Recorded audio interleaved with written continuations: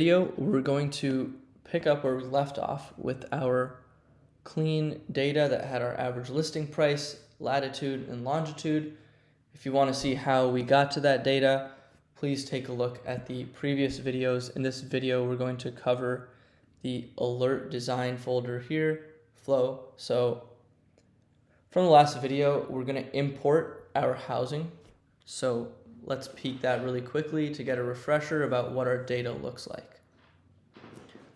So as we peek that, we see that we have the state code, the latitude, the longitude, the postal code, zip name, and the average listing price. And this is the data that we use to create that nice map box.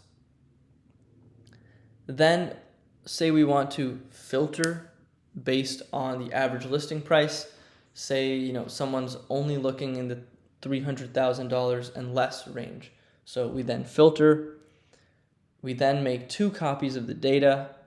1 copy we export locally, we called it Massachusetts Houses, and 1 copy we use to send an email notification to, right now, my email. We can subject here, we can set the subject to anything we want. Houses under 300K, body, these attached are relevant houses. And then the day of the month, today is the 11th, so let's update that. Now, let's run this flow and make sure it works and make sure that I got the email as well. And then we will also go to recreate this flow from the start, and I'll show you guys how the email notification works and everything. It's a relatively simple flow, not too bad. So the flow ran. Let's go and take a look to make sure that we got that email.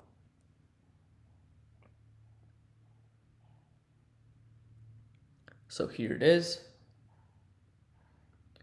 We have houses under 300K was our subject, attached to relevant houses, that was our body. And let's take a look at it and make sure that these houses are indeed under 300K. And we get this nice data in a CSV.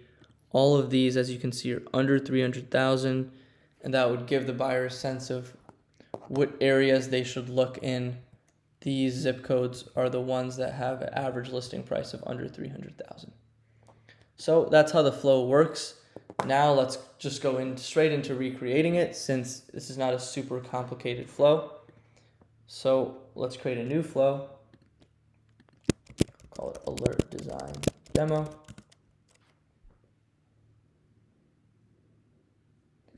And let's have our input data set be, as we did in our demo, we'll use our demo data from the previous video. It's identical to the data used in the other flow, but we'll use this for sake of consistency. So let's add a facet now. The first thing we wanted to do was just filter this data. So we'll go over here to filter. Take a look at this data and see, maybe how do we want to filter it, etc. So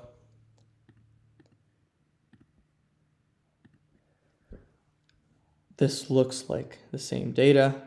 I think the state was actually dropped here. I didn't select that one when going through the previous demo, but that's all right. It'll give us a distinction to make sure that we're using the right data set.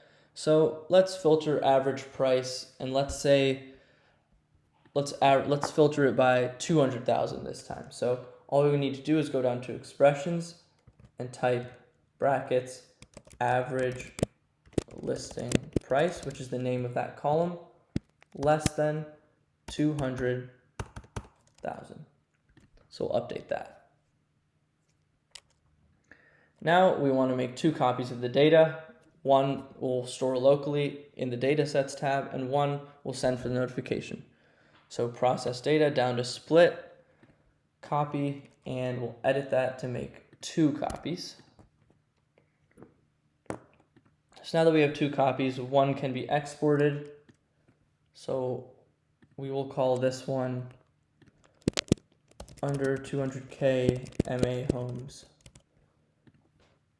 We'll update that, and then we will output with our custom facet, which is going to be that email notification. So let's edit facet, and we want email notification here. It's important. And then some arguments here that we need to fill out to make sure that this works correctly. Once again, filling out my own email. This subject will have it be houses under 200K. Body will be revised data for houses under 200K. And the day of the month, it is the 11th. So let's update that. And now we should be ready to run the flow and make sure that this worked. It was a pretty simple recreation here, and let's run it. So our output, we should get an email once this runs, and it should be houses only under 200K for average listing price.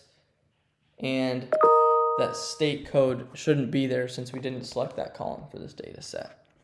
So let's go ahead and take a look. That ran successfully.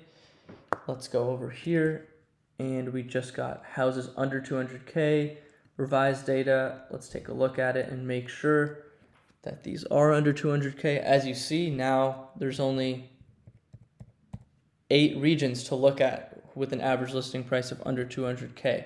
So maybe now we want to just start looking at these places. The last thing that we want to make sure is that this got exported correctly. So we called it under 200K MA homes. So let's go ahead and make sure that we have that data set in our project, and maybe we'll take a look at where those houses are. So under 200K Massachusetts homes. Let's go ahead and open that. As you can see, just these over here. And let's go ahead and use the map box to actually visualize where these are, since we still have the latitude and the longitude data here. Latitude, longitude, and let's run the query. So as you can see here, these are the only regions that have an average house price of under 200K. So if we make our clustering radius a little bit bigger so that we can, a little bit smaller so that we can see those regions individually, we can also label them by what they are. But you could see this one is Springfield, this one's Worcester, etc. So this gives you a nice sense of where the lower average price homes are located. You can visualize this in many ways. And yeah, that is how the alert works. We got the email properly, so everything seems to be working. I hope that this helped a recreation of the alert design flow. We used our web scrape data and our latitude longitude data. We ultimately stitched those together. In the previous video, we used the output from that flow to this flow, where we filtered based on the average listing price and visualized where those houses were and saw the results as an attachment in an email notification. Thank you.